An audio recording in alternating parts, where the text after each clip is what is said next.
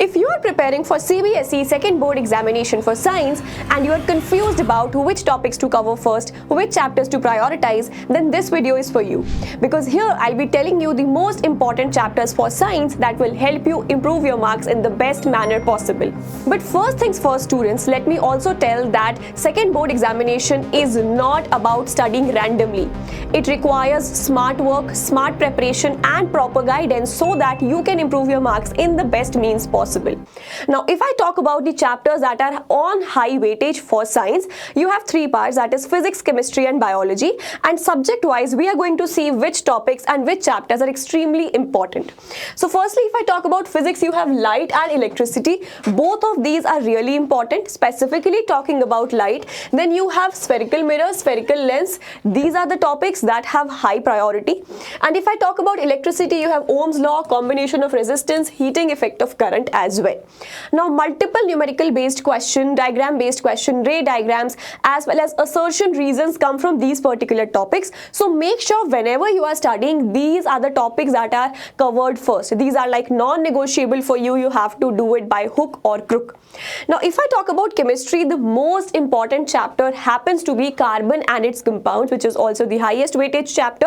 And in that you need to focus on IUPAC nomenclature, because this is that one topic that students get most confused in, plus it doesn't have a fixed set of questions.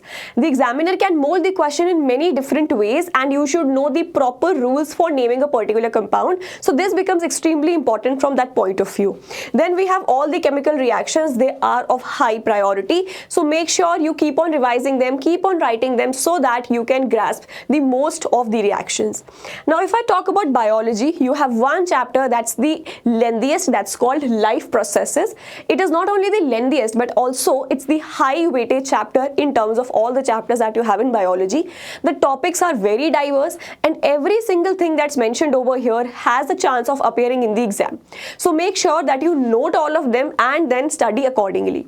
Talking about nutrition, you have photosynthesis as well as the equation, and human digestive system, autotrophic versus heterotrophic nutrition, which can be asked in the form of difference between.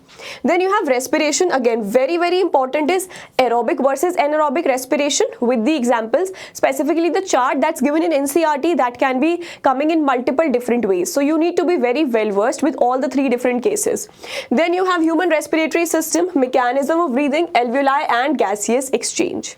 Transportation में you have blood components. What are the different components of blood, as well as arteries, veins का difference, that's asked multiple times. How does the human heart function, as well as what is the structure, that can also be asked. And double circulation, this topic is again very important because question can come in many ways, either in the form of MCQ, 2 marker, 3 marker, etc. And finally you have xylem and phloem, that is transportation in plants. Finally we have excretion, in which you have human excretory system. The diagram as well as can come for labeling and drawing because it's quite easy. Then you have nephron and urine formation. Again, the definition of the mechanism as well as the diagram of nephron can be asked in the exam. These are the important topics that you have to keep in mind for physics, chemistry and biology, and prioritize them first when you are studying. Now, if I talk about certain key points that you need to keep in your mind while you're preparing for the second board examination, is that you have to change your strategy. It can't be the same as when you appeared for the first board examination. So definitely you have to focus on NCERT, read all the NCERT liners, activities as well as in-text and back questions, because many a times you will see that the questions directly pop in your board exam from in-text or back questions. There are some times when the words also don't even change. So it's extremely essential that you focus on these and then focus on all the diagrams and activities.